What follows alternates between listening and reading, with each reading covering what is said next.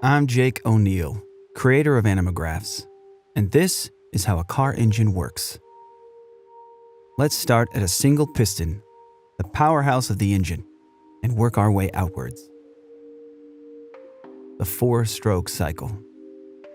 When a piston travels to the end of its range, whether up or down, that's a stroke.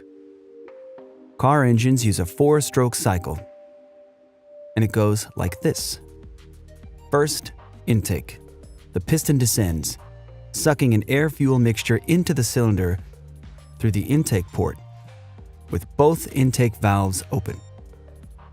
Next, compression. With all valves closed, the piston comes back up, compressing the fuel and air mixture for more powerful combustion. Then, the power stroke. An electrical spark ignites the compressed fuel and air mixture, and the resulting combustion forces the piston to the bottom of the cylinder again. A connecting rod transfers this power to the crankshaft. Finally, exhaust. The piston comes back up, pushing the spent mixture out through open exhaust valves and the exhaust port, connecting multiple pistons. For smooth power delivery, pistons take turns firing. The firing order for this engine is 1, 3, 4, 2. Camshafts with specially shaped cams push spring-loaded valves open in turn.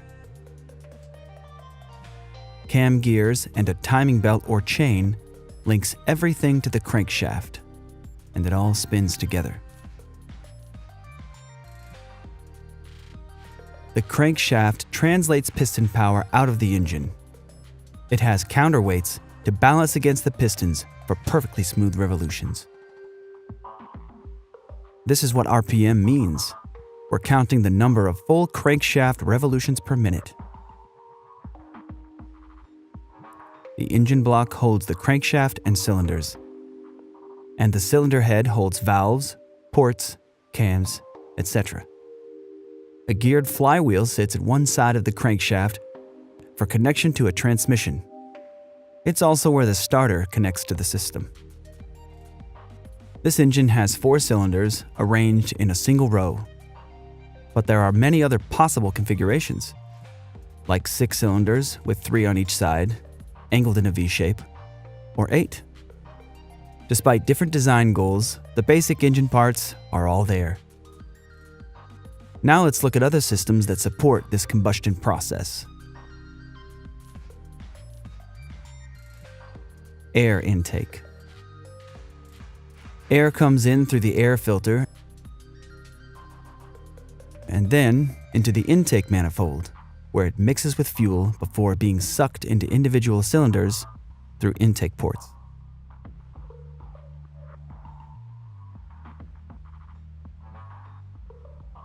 Fuel. The fuel pump carries gas from the tank through a fuel filter to the engine, where fuel injectors emit a precisely timed spray of gas into the intake port.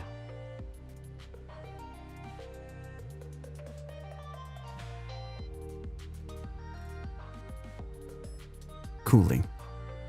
Engines get very hot during operation and require a cooling system.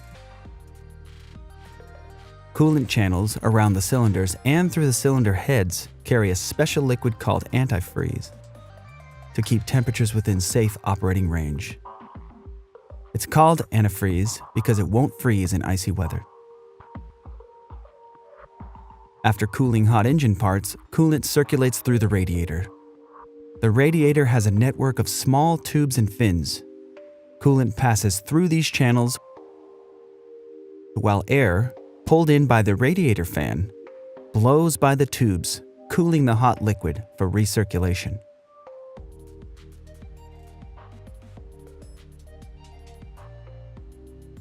A water pump keeps the coolant system flowing and properly pressurized. The thermostat regulates coolant temperature by either routing coolant back through the engine or to the radiator for further cooling. electrical. The spark plug delivers the electrical spark that ignites the fuel-air mixture for combustion. The metal core is insulated from the outer metal casing with porcelain. The spark jumps between these conductive surfaces.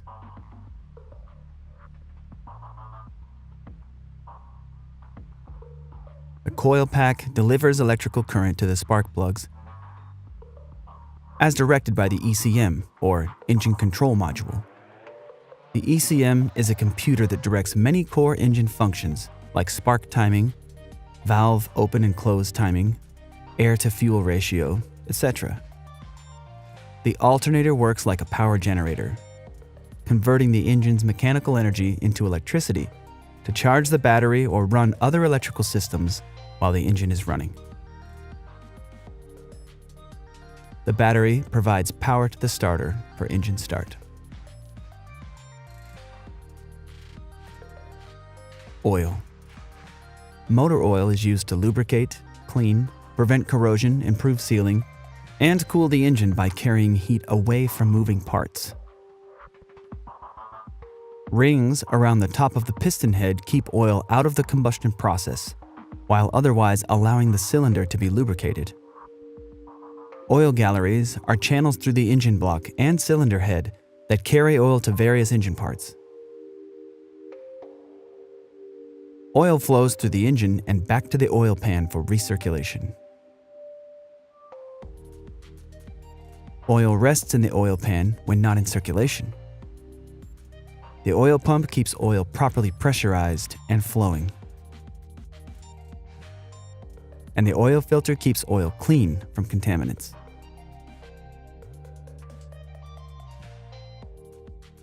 Exhaust.